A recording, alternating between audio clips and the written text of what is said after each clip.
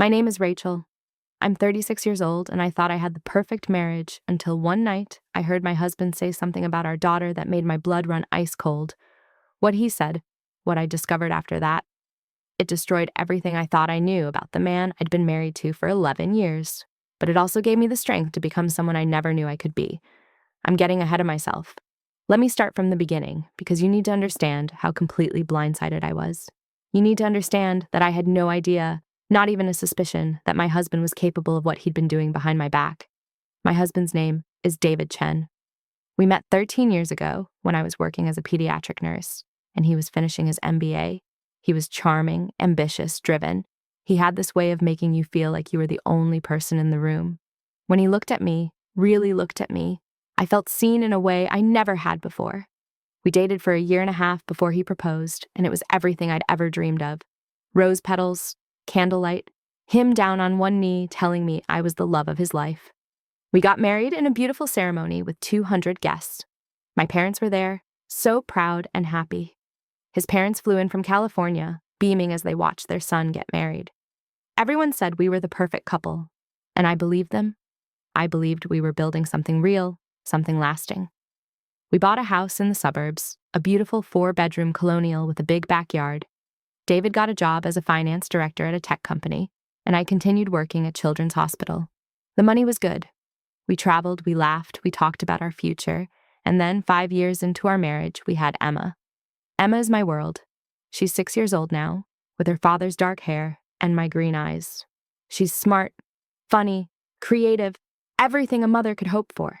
She loves to paint, loves to read, loves to ask a million questions about everything.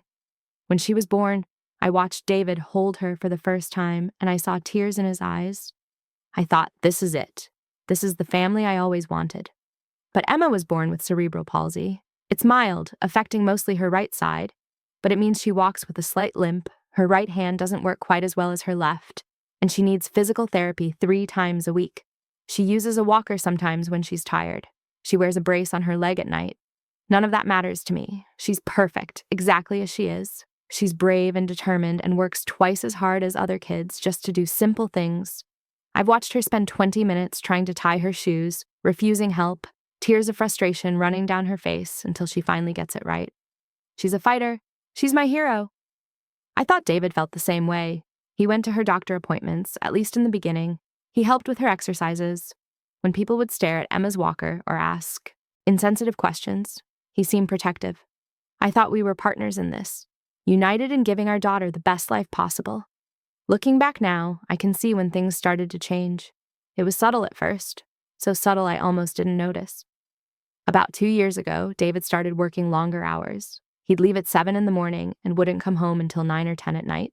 He said the company was expanding, that he was being considered for VP, that he needed to put in the time now so our family could enjoy the benefits later. I supported him. Of course I supported him. I was working full-time at the hospital, managing Emma's therapy schedule, handling everything at home, but I never complained. I thought David was doing it for us, for our family's future. I thought he was sacrificing to give us a better life. He started traveling more too. Conferences in San Francisco, client meetings in Boston, training sessions in Chicago, always somewhere far away, always for 3 or 4 days at a time. He'd call every night to say goodnight to Emma and me, tell us he loved us, promise he'd be home soon. Before I continue, hit that like button right now, subscribe to this channel if you haven't already, and drop a comment telling me where you're watching from. I need to know I'm not alone in this. Trust me, what I'm about to tell you, you're not going to believe it. But it's all true. Every devastating word of it. The intimacy between us had faded over the past year. We went from making love a few times a week to maybe once a month, if that. Every time I tried to initiate, David had an excuse. He was exhausted from work. He had a headache. He was stressed about a big presentation. I started to wonder if something was wrong with me. I bought new lingerie. I tried to plan romantic evenings. Nothing worked. He became distant with Emma too. He stopped going to her therapy appointments. When she'd run to show him a painting she made, he'd barely glance at it before turning back to his phone. When she asked him to play, he'd tell her Daddy was tired. Maybe later. Later never came. I started noticing other things. He was on his phone constantly, but he'd put it face down whenever I walked into a room. He changed his passwords, said his company required it for security. He bought new clothes, started going to the gym, got a new haircut. I thought maybe he was just trying to look good for a promotion. I thought it was about his career. My friends noticed too. My best friend Lauren said something felt off. She said David seemed checked out, like he was physically present but mentally somewhere else. My sister Kelly said she didn't like how he talked to Emma, how he seemed impatient with her struggles. But I defended him. I made excuses. He's just stressed from work. He's just tired. He loves us. He would never hurt us. God, I was so blind. The night everything changed was 3 weeks ago. It was a Tuesday, nothing special, nothing different from any other Tuesday. I'd worked a long shift at the hospital, picked Emma up from school, taken her to physical therapy, made dinner, given her a bath, read her 3 bedtime stories. By the time I got her settled, it was almost 10 o'clock and I was exhausted. David had texted earlier saying he'd be home late, working on a project deadline. Normal. Expected. I'd stopped waiting up for him months ago. I took a shower, changed into my pajamas, and got into bed. I was so tired I could barely keep my eyes open. I remember turning off the lamp on my nightstand and snuggling into my pillow, ready to pass out. I must have fallen asleep fast because I don't remember anything until I woke up needing to use the bathroom. I reached for my phone to check the time. 11:47 p.m. David still wasn't home. That's when I heard his voice. It was coming from downstairs, muffled but audible. I assumed he'd just gotten home and was on a work call. The man was always on work calls. But something made me stop.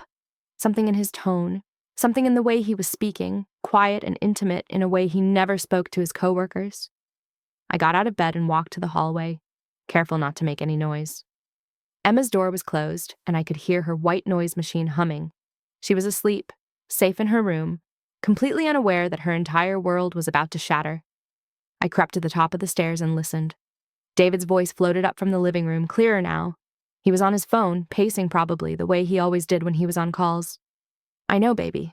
I miss you too. I wish I was there with you right now instead of here. My stomach tightened. Baby? Who was he calling baby? I held my breath and kept listening. Tonight was awful. Emma had a meltdown at dinner because she couldn't cut her chicken. 30 minutes of crying over a piece of chicken. I just sat there thinking about how much easier everything would be if... He trailed off, and I heard a woman's voice on the other end. Faint, but definitely there. I couldn't make out her words, but her tone was sympathetic, understanding. David laughed. It was a bitter, cruel laugh I'd never heard from him before. If I'm being honest, sometimes I wish Emma had never been born, or at least not like this. Do you know how exhausting it is to have a daughter who can't even tie her own shoes? Who needs help with everything? Rachel acts like she's some kind of inspiration, but all I see is a burden, a constant reminder that my life isn't what it was supposed to be. The words hit me like a physical blow. I grabbed the railing to keep from falling, my vision blurred, my ears started ringing. Did he just say he wished our daughter had never been born? The woman on the other end said something, and David responded. I know you get it. That's why I love you. You understand me in a way Rachel never has.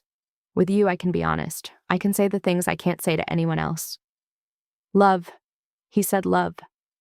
My husband was on the phone with another woman, telling her he loved her, telling her he wished our daughter didn't exist. I sank down onto the top step, my whole body shaking. Tears were streaming down my face, but I couldn't make a sound. I had to keep listening. I had to know everything. Rachel has no idea, David continued. She thinks I'm at the office working late. She thinks I'm busting my ass for this family, but honestly, I'm just trying to stay away as much as possible.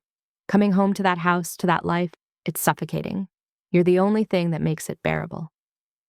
The woman said something that made him laugh again. Soon, I promise. I'm working on an exit strategy.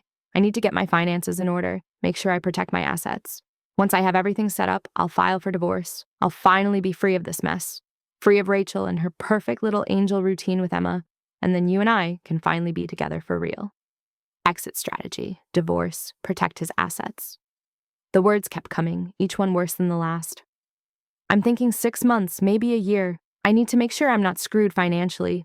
My lawyer says if I play this right, I might be able to get out of paying child support by arguing that Emma's medical needs are a financial burden I shouldn't be solely responsible for. Can you believe that?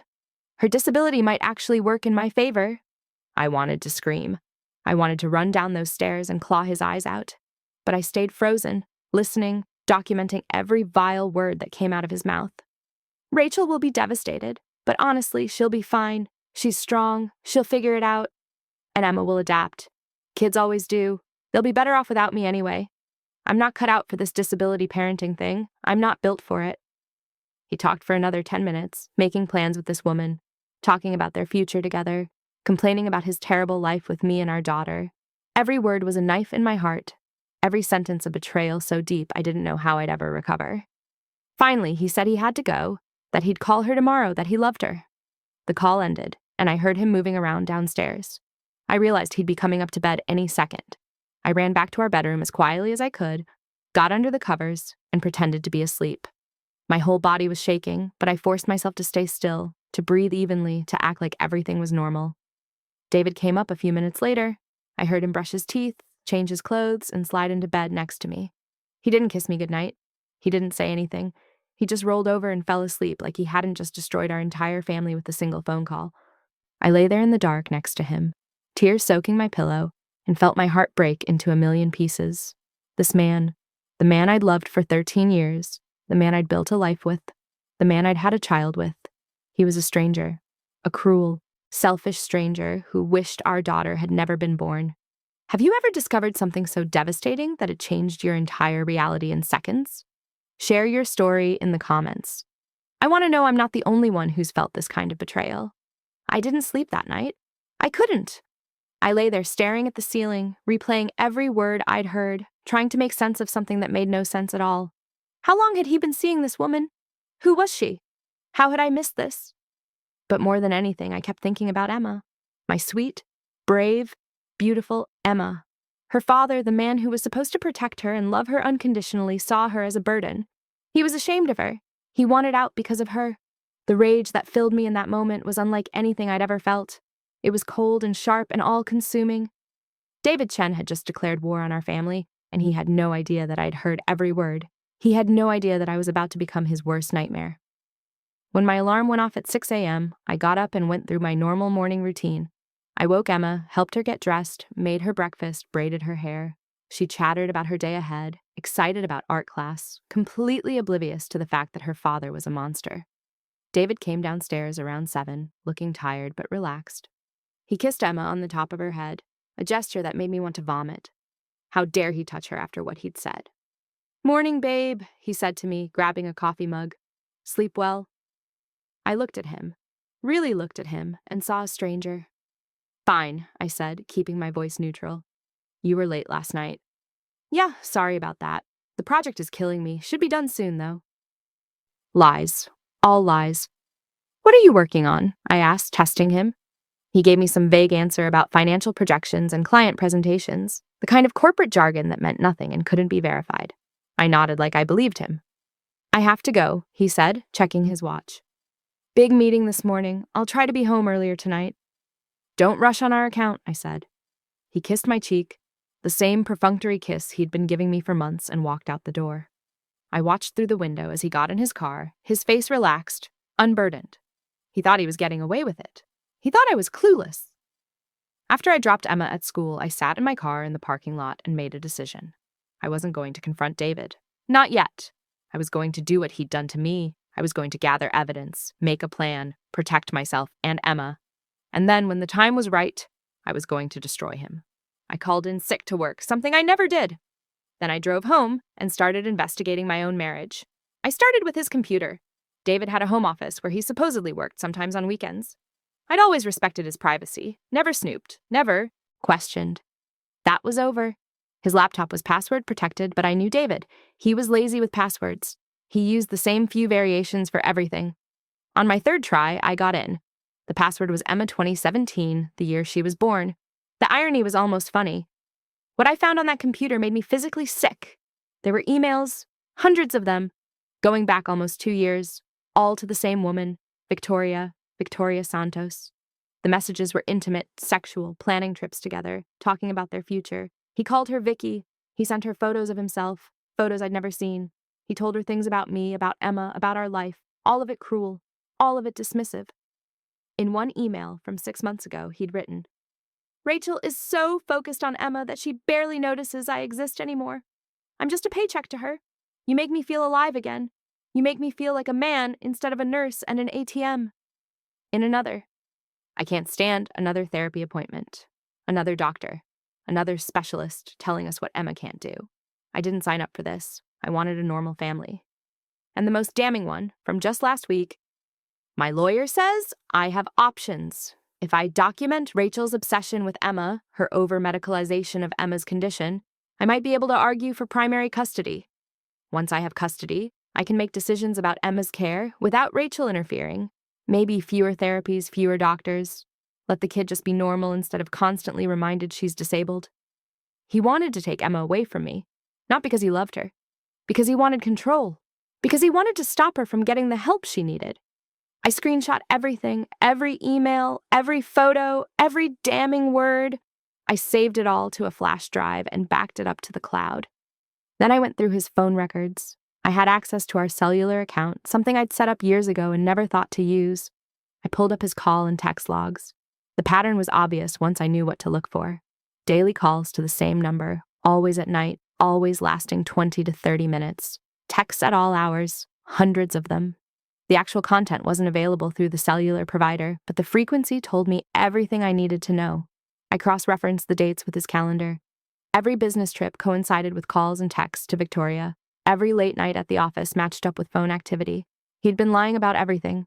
I looked up Victoria Santos on social media, found her immediately. She was 28 years old, worked in marketing, lived in Boston, beautiful, young, child-free.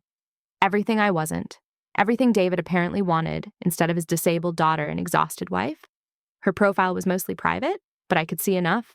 Photos of her at fancy restaurants, at the beach, at concerts. A life of freedom and fun. No responsibilities, no sick kids, no midnight therapy sessions. I felt that cold rage building again. This woman had been sleeping with my husband, helping him plan to abandon his family, and she was posting selfies and brunch photos like she didn't have a care in the world. I kept digging. Bank statements next. We had joint accounts, but I never paid much attention to them. David handled the finances. He made more money than I did, and I'd always trusted him to manage our money responsibly. What I found made me see red. For the past year and a half, David had been siphoning money from our joint account into a separate account. Just his name. Small amounts at first, $500 here, $300 there. But over time, the amounts had grown. In the past 6 months alone, he'd transferred over $40,000 into this secret account. That was our money. Money I'd contributed to, money that was supposed to be for our family, for Emma's medical expenses, for our future. And he'd been stealing it, hiding it, preparing to leave us with nothing. I also found charges I didn't recognize. Hotels in Boston, flights to Boston, expensive dinners in Boston. He'd been flying to see Victoria every time he claimed to have a business trip, probably twice a month for nearly 2 years, all on our dime. The final piece was the most devastating. I found a folder on his computer labeled financial planning. Inside were spreadsheets, documents from a lawyer, draft divorce papers. He'd been planning this for months. The spreadsheets calculated how much he'd need to pay in child support, how much alimony he might owe, how to divide assets. He'd been calculating how to leave us as cheaply as possible. There were notes from conversations with his lawyer, strategies for minimizing his financial obligations, ways to argue that Emma's medical expenses weren't necessary, suggestions to claim I was an unfit mother, too focused on Emma's disability, possibly suffering from Munchausen by proxy. He was going to try to paint me as mentally ill, as someone who was hurting Emma by getting her help, all so he could pay less money when he left us for his girlfriend. I printed everything. Every email, every bank statement, every note from his lawyer. The evidence was overwhelming, undeniable. David Chen wasn't just a cheater. He was a thief, a liar, and a father who was willing to hurt his disabled daughter to save money. By the time I finished documenting everything, it was past noon. I'd missed a half day of work, but it was worth it. I had everything I needed to bury him. That afternoon, I picked Emma up from school like nothing was wrong. She climbed into the car, all smiles, chattering about her day. "Mommy, guess what? I painted a butterfly today, and Mrs. Anderson said it was beautiful, and she put it on the wall." "That's wonderful, sweetheart. I can't wait to see it." "Can we get ice cream?" I looked at her in the rearview mirror. Her face was so full of joy, so full of trust. She had no idea that her father wanted to abandon her. She had no idea that the man she loved called her a burden. "Yes, baby, we can get ice cream." We stopped at her favorite place and got 2 scoops each. We sat at a little table outside, and I watched her struggle to hold her cone with her weak right hand. It took her longer than other kids. The ice cream dripped onto her fingers, but she was determined. She refused help, and eventually she got it. "I did it, Mommy. I held it all by myself." "I'm so proud of you, Emma. You're so strong." She beamed at me, ice cream on her chin, pride in her eyes, and I made a promise right then and there I was going to protect this child with everything I had. Her father might think she was a burden, but I knew the truth. She was a gift, and I was going to make sure she knew that every single day for the rest of her life. That night, David came home around 8. He walked in, dropped his bag by the door, and headed straight for the kitchen. "Hey," he said, kissing my cheek again. "How was your day?" "Good," I lied. "Yours?" "Exhausting. I need a beer." He grabbed one from the fridge and collapsed on the couch, turning on the TV like he did every night, like he was just a regular hard-working dad coming home to his family, like he wasn't a lying, cheating thief. Emma ran to show him her butterfly painting. "Daddy, look! I made this today." He glanced at it for maybe 2 seconds. "That's nice, Em. Why don't you go play in your room? Daddy's tired." Her face fell. "But I wanted to show you—" "Emma, I said I'm tired. Go play." She looked at me, confused and hurt. I wanted to scream at him, to tell him he had no right to talk to her like that. But I smiled and took Emma's hand. "Come on, sweetie, let's go put this on the fridge so everyone can see it." As I walked past David to the kitchen, I studied his face. He was scrolling through his phone, probably texting Victoria, completely oblivious to the fact that his life was about to implode. Over the next week, I continued my double life. At home, I was the same Rachel I'd always been. Caring wife, devoted mother, keeping everything running smoothly. But during the day, while Emma was at school and David thought I was at work, I was preparing for war. I met with a divorce lawyer. Her name was Patricia Morrison, and she'd been recommended by a friend who'd gone through a nasty divorce. Patricia was in her 50s, sharp-eyed, no nonsense. She reminded me of a shark. Perfect. I walked into her office and laid out everything, the evidence, the emails, the bank statements, the phone records, all of it. She listened without interrupting, taking notes. When I finished, she looked up at me with something like respect in her eyes. "You've done excellent work documenting this. Most people come to me with nothing but suspicions. You've built an airtight case." "What are my options?" I asked. "Full custody of Emma, no question. Any judge who sees these emails, these plans to minimize her medical care, will rule in your favor immediately. He'll get supervised visitation at best." "And financially?" "He's hidden $40,000 in a separate account, which is marital asset dissipation. That works in your favor. You'll get the house, child support, probably alimony given the length of your marriage and the disparity in your incomes. Plus, because he's been planning this divorce for months and hiding assets, the judge won't look kindly on him." "What about his girlfriend?" Patricia smiled. It wasn't a nice smile. "The fact that he's been using marital funds to support an extramarital affair makes it even better for you. Every hotel room, every flight, every dinner with her was paid for with money that belonged to both of you. That's called dissipation of marital assets. The judge will make him pay that back. So I'll be okay. Emma and I will be okay. More than okay. You're going to win this, Rachel, completely." I hired her on the spot. The next thing I did was secure my finances. I opened a new bank account at a different bank, just in my name. Then I transferred half of what was left in our joint account into it. It was my money. I'd earned it, and I wasn't going to let David drain everything before I filed for divorce. I also made copies of every important document. Birth certificates, marriage certificate, mortgage papers, insurance policies, Emma's medical records, everything. I put one set in a safe deposit box at my bank and gave another set to my sister Kelly for safekeeping. Then I did something I never thought I'd do. I hired a private investigator. His name was Marcus Lane, a former police detective who specialized in infidelity cases. I paid him $2,000 up front and gave him David's schedule, Victoria's address, and everything else I knew. "I want photos," I told him. "Video, if possible. I want undeniable proof that he's been cheating. The emails are damning, but I want evidence that will hold up in court and destroy him publicly." "You got it," Marcus said. Within a week, Marcus delivered. Photos of David and Victoria together in Boston, kissing on a street corner, walking into her apartment building hand in hand, having dinner at an expensive restaurant, laughing together like they didn't have a care in the world. Video of them checking into a hotel together. Video of them coming out the next morning, David's arm around her waist. The evidence was devastating and perfect. If you're still watching this, if this story is making your blood boil like mine was, make sure you're subscribed and hit that notification bell so you don't miss what happens next. Trust me, the revenge gets so much better. Your support means everything to this channel. By the end of week 2, I had everything I needed: a lawyer, evidence, financial security, a plan. All that was left was choosing the moment to strike. I decided to wait for the perfect opportunity. David had a company event coming up in 3 weeks, a gala dinner for clients and executives. Fancy venue, open bar, everyone dressed to impress. David had been talking about it for months.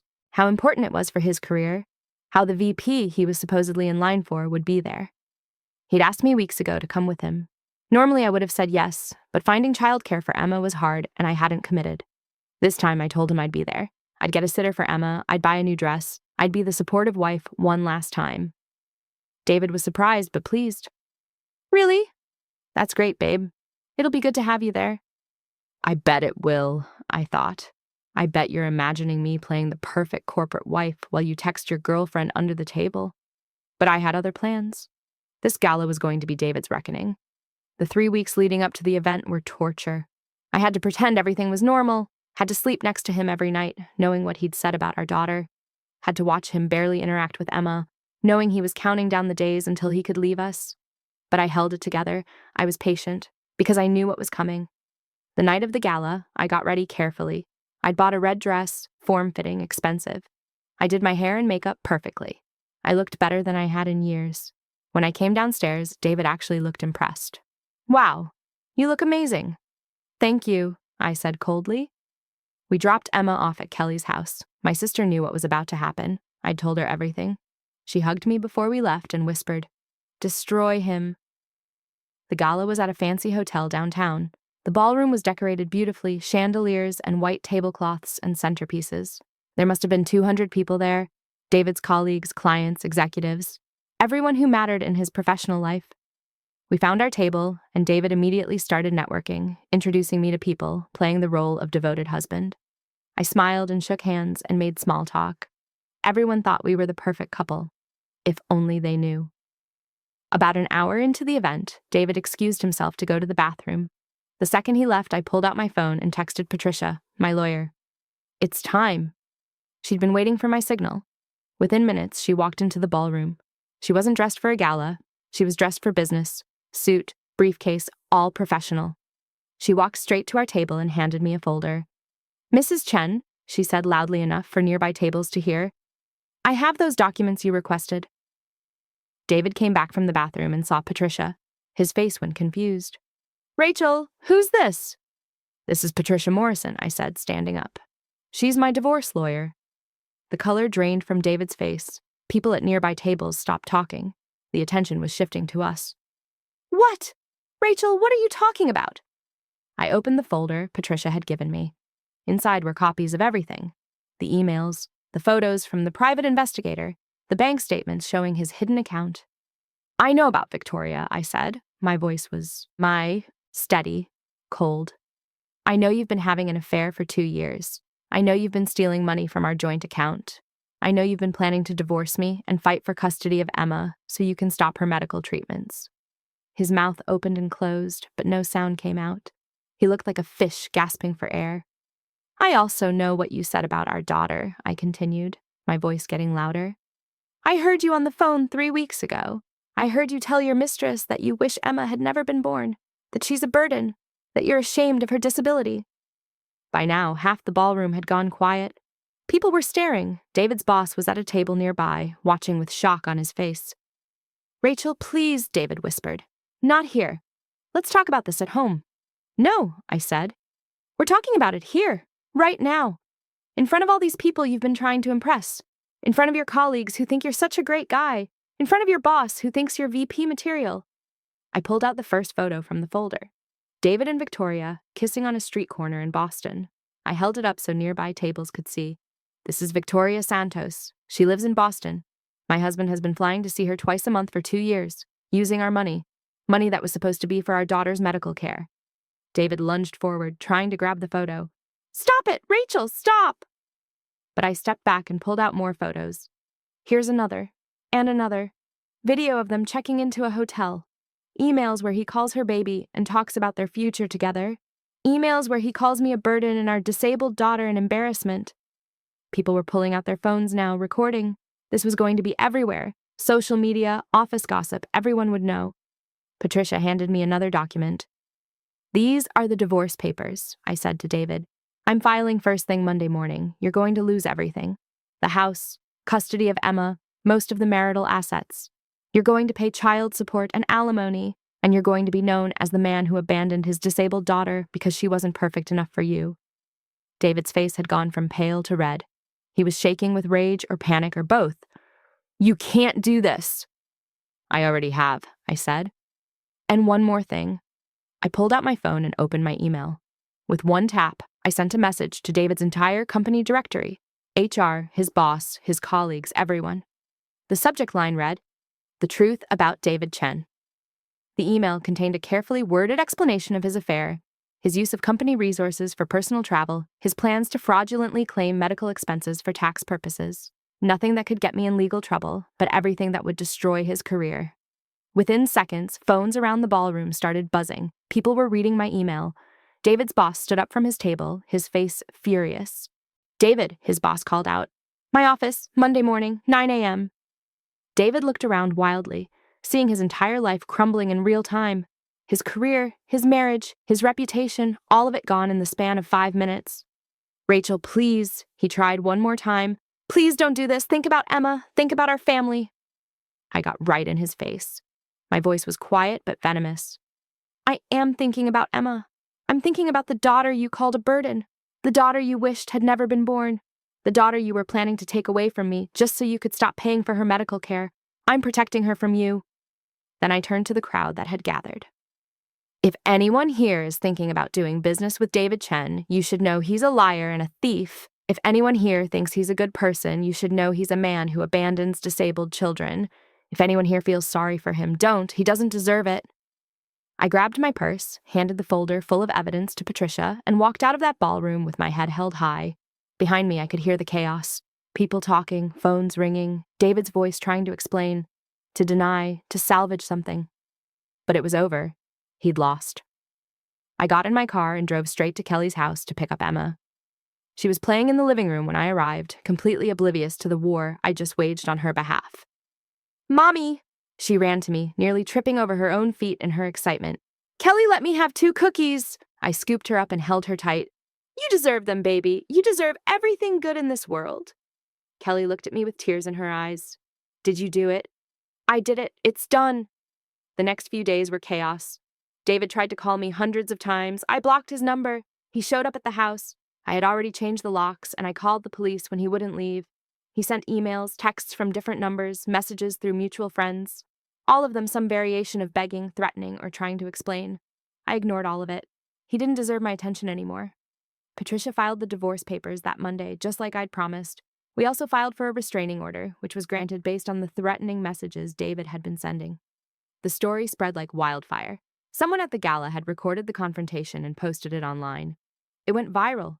Thousands of people commenting, sharing, expressing outrage at David's behavior. His name was everywhere. His company fired him within a week. They couldn't afford to be associated with someone whose betrayal and financial mismanagement had gone so public. The VP position he'd been working toward for years? Gone in an instant. Victoria, his girlfriend, dumped him too. When she found out about me and Emma, when she realized the extent of his lies, she wanted nothing to do with him. She sent me an apology email saying she'd had no idea he was married with a child. I didn't respond. I didn't care. The divorce proceedings moved fast. With all the evidence I had, David couldn't fight it. He tried to argue for joint custody, but the judge read those emails, heard the recording I'd made of his phone call, and awarded me full custody with only supervised visitation for David. "Mr. Chen," the judge said during the hearing, "you have demonstrated a complete disregard for your daughter's well-being. You have actively planned to deny her necessary medical care. You have called her a burden. You have used your role as her father not to protect her, but to control her for financial gain. I am awarding Mrs. Chen full legal and physical custody. You will have supervised visitation only, and should you ever attempt to interfere with this child's medical care, I will terminate your parental rights entirely." David sat there, his lawyer beside him, looking defeated. He didn't even try to argue. The financial settlement was equally devastating for him. I got the house. I got 70% of the marital assets. I got child support and alimony. The $40,000 he'd hidden. The judge ordered him to pay that back immediately, calling it what it was: theft. David also had to reimburse me for all the money he'd spent on Victoria. Every hotel room, every flight, every expensive dinner, tens of thousands of dollars that he now owed me. By the time the divorce was finalized, David Chen had lost everything. His job, his money, his reputation, his family. Everything he'd worked for, everything he'd sacrificed his integrity for. Gone. And me? I was free. It's been 6 months since that night at the gala. 6 months since I exposed David's lies to the world. 6 months since I reclaimed my life and protected my daughter. Emma is thriving. She doesn't understand all the details of what happened, but she knows Daddy doesn't live with us anymore. She sees him occasionally, always with a supervisor present, and honestly, she doesn't seem to miss him much. Kids are resilient like that. She's still in physical therapy 3 times a week. She's still working hard, still improving, still amazing me with her determination. And now she doesn't have to hear her father's impatient sighs or see his disappointed looks. She just has love, support, and encouragement.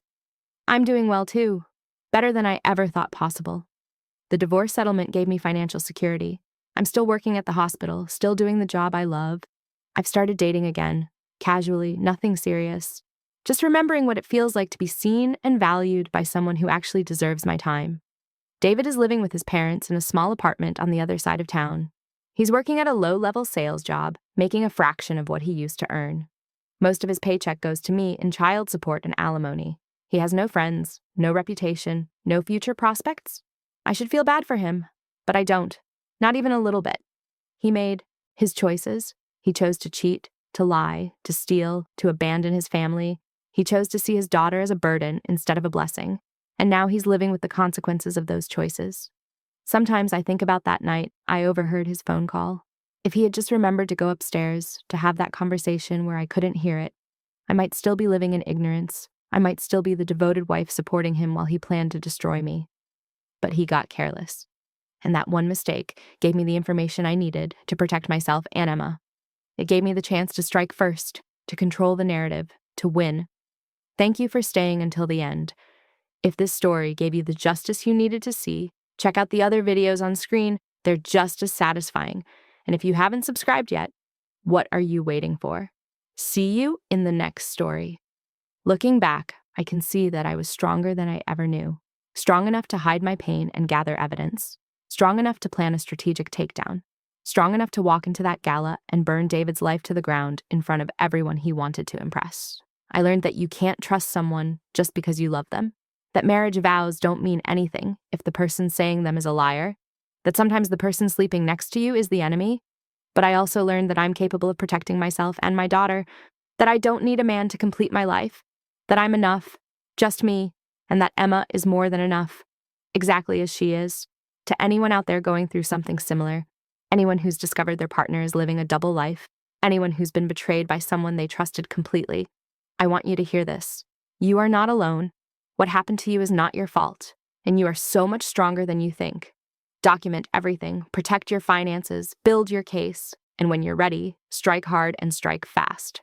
Don't give them the chance to hide evidence or drain accounts or manipulate the narrative. And most importantly, believe in yourself. Believe that you deserve better. Believe that your children deserve better.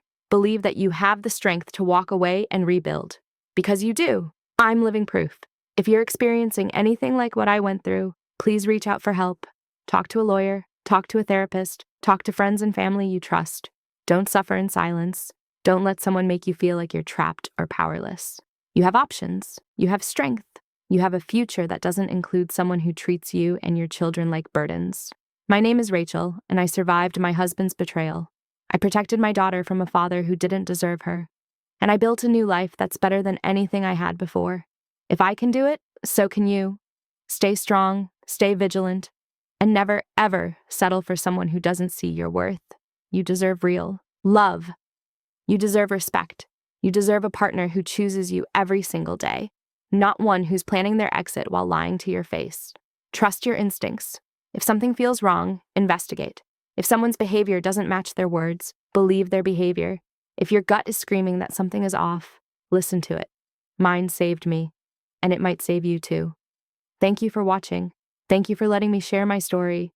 Thank you for being part of this community where we support each other, lift each other up, and remind each other that we're not alone. Drop a comment below if this resonated with you. Share your own story if you feel comfortable. And remember, you are worthy of real, honest, faithful love. Don't settle for anything less. Until next time, This is Rachel, reminding you that you're stronger than you know, braver than you believe, and capable of anything you set your mind to. Take care of yourselves, protect your peace, and never let anyone make you feel like you or your children are anything less than precious. You've got this, I promise. 6 months after the divorce was finalized, I thought I had moved on. I thought the worst was behind us. Emma and I had settled into our new life, our new routine. We were happy, we were healing. But then David did something I never saw coming.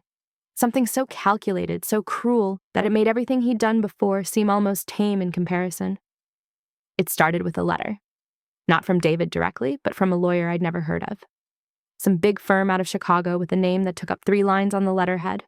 The letter claimed that David was filing a motion to revisit the custody arrangement, citing new evidence that I was an unfit mother.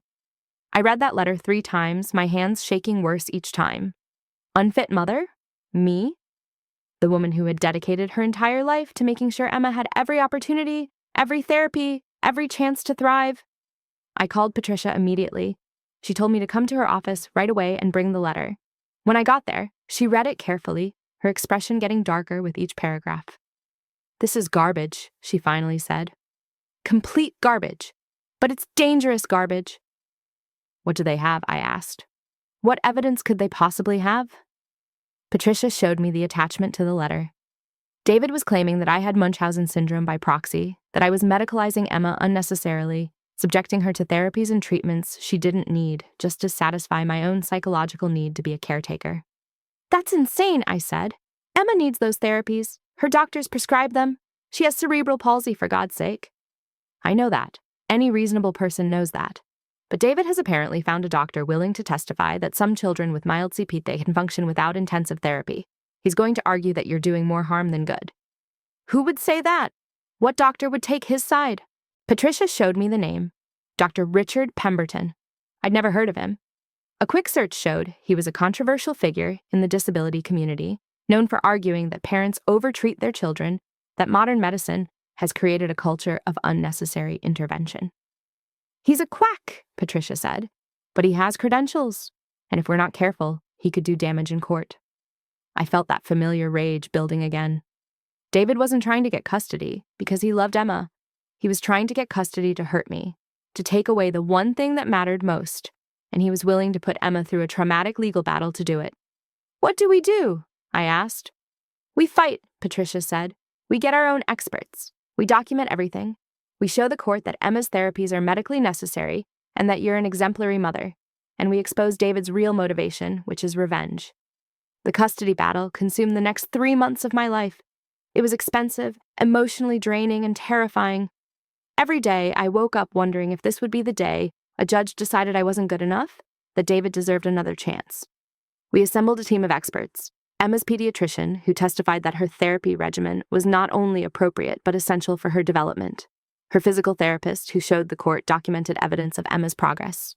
Her occupational therapist, who explained how the work we did at home reinforced what Emma learned in sessions. We also brought in a child psychologist who had been seeing Emma since the divorce. She testified that Emma was a happy, well-adjusted child who thrived in my care and showed signs of anxiety only after visits with her father. But David had his witnesses too. Dr. Pemberton testified that many children with mild cerebral palsy could function normally without intensive intervention. He suggested that my insistence on therapy was creating a self-fulfilling prophecy, making Emma believe she was more disabled than she actually was. It was infuriating to sit there and listen to this man who had never met my daughter, never seen her struggle to tie her shoes or hold a pencil, make pronouncements about what she needed. David also brought character witnesses. His mother testified that I had always been controlling, that I had isolated David from his family, that I was using Emma as a weapon against him. She cried on the stand, playing the part of the grieving grandmother who just wanted to see her grandchild. It was a performance worthy of an Oscar, and I could see some people in the courtroom buying it. The worst part was when they put Emma on the stand. She was only 6 years old, far too young to understand what was happening. The judge had appointed a guardian ad litem to represent Emma's interests, and that guardian interviewed Emma privately. I wasn't allowed in the room, but afterward, the guardian told me what Emma had said. When asked if she liked living with Mommy, Emma said yes. When asked if she liked seeing Daddy, she said it was okay, but he seemed sad all the time. When asked about her therapies, she said they were hard, but she liked getting stronger. Your daughter is remarkably articulate, the guardian told me, and it's clear she feels safe and loved with you. I'll be recommending that the current custody arrangement remain in place. I wanted to cry with relief, but I knew it wasn't over yet. The judge would make the final decision, and David's lawyer was good. He was making it seem like I was the villain, the overprotective mother living vicariously through her daughter's disability. The final hearing was scheduled for a Friday afternoon. Both sides would present closing arguments, and the judge would issue a ruling. I barely slept the night before. I kept imagining the worst-case scenario. What if the judge believed David? What if I lost Emma? What if she ended up in his care and he stopped her therapies and she regressed? The thoughts spiraled until I was nearly sick with anxiety. Patricia picked me up that morning. She took one look at my face and squeezed my hand. "We've got this," she said. "The evidence is on our side. The truth is on our side. Trust the process." The courtroom was packed. David sat at his table with his lawyer, looking surprisingly confident. His mother was in the gallery, along with a few people I didn't recognize, probably friends of his, there to provide moral support or maybe just to watch me squirm. On my side, I had Kelly, Maria from work, and a few other close friends. People who knew me, who knew Emma, who knew the truth. The judge entered and everyone stood. Judge Margaret Winters was in her 60s, a no-nonsense woman with a reputation for being fair, but tough. She'd presided over our divorce, and I hoped that meant she remembered David's betrayal and would see through his latest manipulation. David's lawyer went first. He painted a picture of a mother so obsessed with her daughter's disability that she couldn't see she was doing more harm than good. He referenced Dr. Pemberton's testimony, suggesting that Emma would be better off with a father who would let her be a normal kid instead of a patient. "Mr. Chen loves his daughter," the lawyer said. "He wants what's best for her. And what's best is not a life of endless doctor's appointments and therapies. What's best is a childhood, a normal childhood, with a father who sees her for who she is, not what's wrong with her." I wanted to stand up and scream. David didn't see Emma at all. He never had. But I stayed seated, my hands clenched in my lap, trusting Patricia to destroy that argument. When it was our turn, Patricia stood and addressed the judge directly. "Your Honor, this case isn't about Emma's medical care. It's about revenge. David Chen is a man who was caught cheating on his wife, who was caught stealing from their joint accounts, who was caught saying he wished his disabled daughter had never been born. When he lost everything as a result of his own actions, he decided to punish his ex-wife by trying to take away the daughter he once called a burden." She presented our evidence. The recordings of David's phone calls, the emails where he complained about Emma, the testimony from multiple medical professionals confirming that Emma's therapy was appropriate and necessary. "The truth is simple," Patricia continued. "Rachel Chen is an exemplary mother who has dedicated her life to helping her daughter thrive. Emma is happy, healthy, and progressing beautifully under her mother's care. Mr. Chen's sudden interest in custody has nothing to do with Emma's well-being and everything to do with his desire to hurt the woman who exposed his lies. This court should see this motion for what it is. A vindictive attempt by a man who has already proven he doesn't deserve the family he had." The judge listened to both sides, reviewed the evidence, and then did something unexpected. She called a recess and said she wanted to speak with Emma herself, privately, in her chambers. My heart stopped. This was it. Whatever Emma said in that room would determine our future. 30 minutes felt like 30 hours. I sat in the hallway with Patricia, unable to speak, unable to think. Kelly held my hand. "Emma loves you," she whispered. "She'll tell the truth." Finally, the bailiff called us back in. The judge returned to her bench, her expression unreadable. "I've spoken with Emma," she began, "and I've reviewed all the evidence presented by both parties. This is my ruling." I held my breath. "Mr. Chen, your concern for your daughter would be touching if it were genuine. But based on the evidence, I believe your motivation is not Emma's welfare, but your own desire for revenge against your ex-wife. The recordings and emails presented clearly show that you view Emma's disability as a burden. Your sudden claim that she's being overtreated is contradicted by multiple medical professionals who work with her regularly." David's face was going red. His lawyer put a hand on his arm, probably trying to keep him from exploding. "Mrs. Chen, on the other hand, has demonstrated nothing but dedication to her daughter's well-being. Emma is thriving under her care. The therapies she receives are medically necessary and are helping her develop skills that will serve her throughout her life. When I spoke with Emma, she was articulate, happy, and very clear about wanting to stay with her mother." The judge looked directly at David. "Mr. Chen, your motion for modified custody is denied. The current arrangement will remain in place. Full custody to Mrs. Chen. Supervised visitation only for you. Furthermore, I'm ordering you to pay Mrs. Chen's legal fees for defending against this frivolous motion. You have wasted this court's time and put your daughter through unnecessary stress because you couldn't accept the consequences of your own actions. She banged her gavel. We're adjourned. I collapsed into Patricia's arms, tears streaming down my face. We'd won. Emma was safe. She would stay with me. David stormed out of the courtroom without a word, his mother trailing behind him. I didn't care. Let them be angry. Let them stew in their bitterness. They'd lost, and they deserved to lose. That evening, I picked Emma up from Kelly's house, where she'd been staying during the hearing. She ran to me like she always did, throwing her arms around my waist. "Mommy, did you win?" I knelt down so I was eye level with her. "Yes, baby, I won. You're staying with me just like always." "Good," she said matter-of-factly. "I don't want to live with Daddy. He's always sad and he doesn't play with me." Out of the mouths of babes, even at 6 years old, Emma understood what David couldn't. She knew who loved her and who didn't. We went home and I made her favorite dinner, mac and cheese with dinosaur-shaped chicken nuggets. We ate on the couch while watching her favorite movie. And for the first time in months, I felt completely at peace. The next few weeks, David went quiet. No more legal motions, no more attempts to contact me, no more harassment.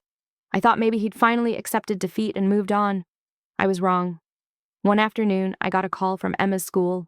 The principal said there had been an incident and I needed to come right away. My heart dropped. Was Emma hurt? Had something happened? I raced to the school and found Emma in the principal's office, crying. Sitting next to her was David. "What is he doing here?" I demanded. "He's not allowed to pick her up from school. That's in the custody agreement."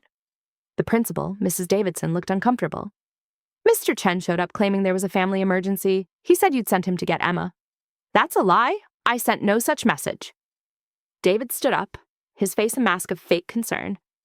"Rachel, I was worried about Emma. I heard she'd been upset at school and I just wanted to check on her." "You're violating the custody order," I said coldly. "You're only allowed supervised visitation. You're not allowed at her school. You're not allowed to take her anywhere." Emma was crying harder now, clearly distressed by the tension. I went to her and pulled her into my arms. "It's okay, sweetheart. Mommy's here." Mrs. Davidson cleared her throat. "Mr. Chen, I'm going to have to ask you to leave. Mrs. Chen is right. The custody order specifies that you're not to have unsupervised access to Emma." David's mask slipped for just a second, and I saw the rage underneath. But he caught himself, forced a smile, and nodded. "Of course, I just wanted to make sure my daughter was okay. Rachel, we should talk about what's best for Emma." "We have nothing to talk about. Leave, now!" He left, but not before giving me a look that sent chills down my spine. This wasn't over. He was planning something. I filed a complaint with Patricia immediately. She contacted David's lawyer and made it clear that any further violations of the custody order would result in his visitation rights being suspended entirely. But the damage was done. Emma was now afraid to go to school, worried that her father would show up again. She started having nightmares, waking up crying, asking me if Daddy was going to take her away. It broke my heart. David's selfishness was traumatizing our daughter, and he didn't care. All he cared about was winning, about punishing me, about proving he had some kind of control. I made an appointment with Emma's therapist. We needed help dealing with this new anxiety, this new fear that David had created. Dr. Sarah Chen, no relation to David despite the shared last name, was wonderful with Emma. She used play therapy to help Emma process her feelings, to understand that she was safe, that Mommy would always protect her. "Emma is dealing with a lot," Dr. Chen told me after one session. "Her father's behavior is confusing and frightening for her. She doesn't understand why someone who's supposed to love her keeps making her feel scared." "I don't know what else to do," I said. "I've done everything legally. I've protected her as much as I can. But I can't control David. I can't make him stop being cruel." "You're doing everything right," Dr. Chen assured me. "Emma knows you're her safe place. She knows you'll protect her. That's what matters. The rest will take time." 2 weeks after the school incident, David requested another supervised visit. According to the custody order, he was entitled to 1 visit per month, 2 hours long, with a court-appointed supervisor present. I hated sending Emma to these visits, but I had no choice. The court had ordered it, and I wouldn't give David any ammunition to claim I was violating the agreement. The visits took place at a supervised visitation center downtown, a neutral location with cameras and trained staff who observed every interaction. Emma would go into a room with David while I waited in the lobby, counting the minutes until I could take her home. This particular visit started normally. Emma went in with the supervisor, a kind woman named Janet, who Emma had gotten comfortable with. I settled into a chair with a book, trying to distract myself. An hour into the visit, Janet came out. Her face was serious. "Mrs. Chen, can you come with me, please?" My stomach dropped. "Is Emma okay?" "She's fine, but we need to talk." I followed her into an observation room where I could see Emma and David through a one-way mirror. David was sitting on the floor with Emma, and on the surface, everything looked fine. They were playing with dolls together. "What's wrong?" I asked. Janet pressed a button and audio came through speakers. I could hear what they were saying. David's voice was soft, coaxing. "Emma, sweetheart, do you remember what Daddy told you about how Mommy makes you go to therapy?" Emma nodded, focused on her doll. "And that makes you sad, doesn't it? Because you'd rather be playing?" "Sometimes," Emma said quietly. "Right. And if you lived with Daddy, you wouldn't have to go to therapy anymore. You could just be a regular kid. Wouldn't that be nice?" I felt my blood pressure spike. He was coaching her. He was trying to get her to say she didn't want therapy so he could use it in court. "Emma," David continued, "if the judge asked you if you wanted to live with Daddy instead of Mommy, what would you say?" Emma looked up at him, confused. "But I live with Mommy." "I know, but what if you could choose? Would you choose Daddy?" "I don't know," Emma said, and I could hear the distress in her voice. She didn't want to answer this question. She didn't want to choose. "It's okay," David said, his voice dripping with fake reassurance. "You can tell Daddy the truth. If you said you wanted to live with me, that would be okay." Janet turned off the audio and looked at me. "We're ending the visit. This is parental alienation. He's trying to manipulate her, coaching her to say things that would help his custody case. That's a violation of the visitation agreement." "Can we use this?" I asked. "Can we get his visitation revoked?" "Absolutely. This is all recorded. I'll be filing a report with the court immediately." Relief flooded through me. Finally, David had gone too far in a way that could be proven, documented, used against him. Janet went back into the room and told David the visit was over. He protested, but she was firm. She brought Emma out to me, and I scooped her up, holding her tight. "Mommy, Daddy was asking weird questions," Emma said. "He wanted me to say I wanted to live with him, but I don't. I want to live with you." "I know, baby, and you will. You're always going to live with Mommy." That recording was the final nail in David's coffin. Patricia filed an emergency motion to suspend his visitation rights entirely, citing parental alienation and emotional manipulation of a minor. The judge reviewed the recording and was furious. At the hearing, she didn't even let David's lawyer present an argument. "Mr. Chen, I have now seen you repeatedly put your own desires above your daughter's well-being.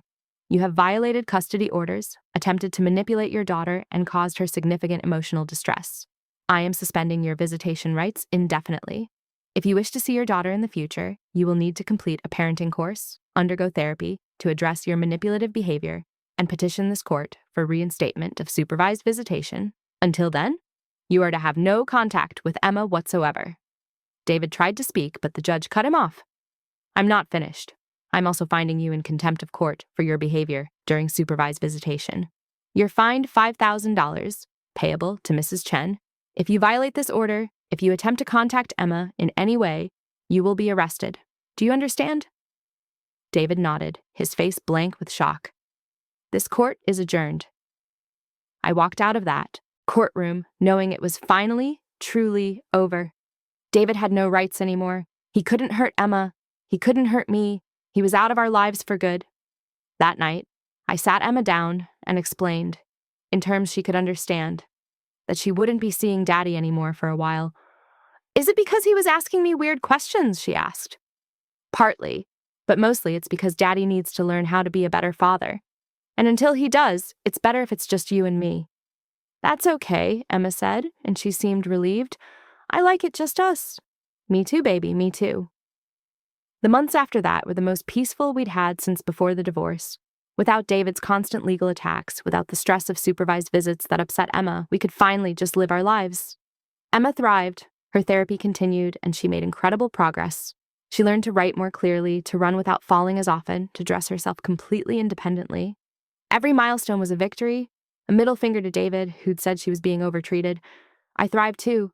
I got a promotion at work, started dating someone new, a kind man named James who loved Emma and never once made her feel like a burden. He came to her therapy sessions. cheered at her accomplishments, treated her like the amazing kid she was. One year, after David's visitation was suspended, I got a letter from his lawyer. David was requesting reinstatement of supervised visits. He'd completed the parenting course, done therapy, was asking for another chance. I called Patricia immediately. "What do we do?" "We let the court decide," she said.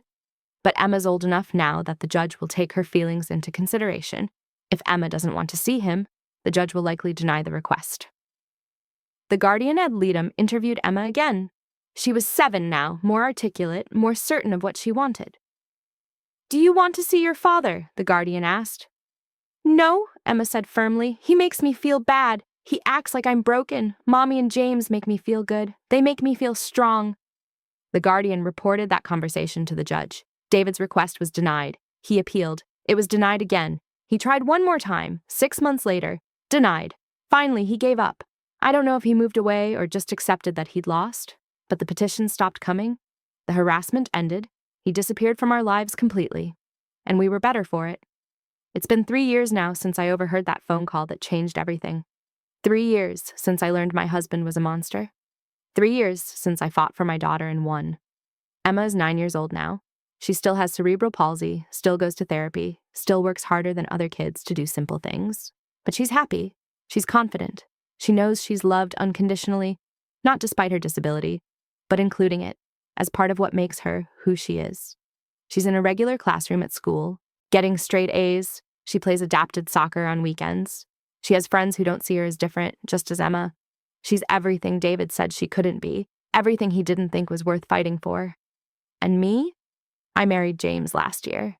Emma was our flower girl, walking down the aisle with her decorated walker, beaming with pride. James adopted her legally, giving her a new last name, a new father who actually deserves the title. We're a family, a real family, built on love and honesty and mutual respect. Everything my marriage to David never was. Sometimes I think about what would have happened if I hadn't heard that phone call. If David had been more careful, if he'd hung up the phone properly, if I'd stayed asleep, I might still be living that lie. Emma might still have a father who resented her existence. But I did hear it, and that terrible moment became the catalyst for everything good in my life now. It gave me the strength to fight. It gave me the evidence to win. It gave me the freedom to rebuild. If you're watching this and you're in a situation like I was, married to someone who doesn't value you or your children, please know that you can get out, you can fight, you can win. It won't be easy. There will be days you want to give up. But on the other side of that fight is a life worth living. Document everything, trust your instincts, protect your children, and never, ever let someone make you feel like you or your kids are a burden. You deserve better. Your children deserve better, and you have the strength to make it happen. My name is Rachel, and I not only survived my husband's betrayal, I triumphed over it. My daughter is happy and loved. I'm happy and loved. And David? He lost everything because he never understood that family isn't a burden. It's a privilege he didn't deserve and will never have again. Thank you for staying with me through this whole story. Thank you for your support and your comments. If this helped you in any way, that makes everything I went through worth it. Stay strong, stay vigilant, and remember, the truth always wins in the end. Always.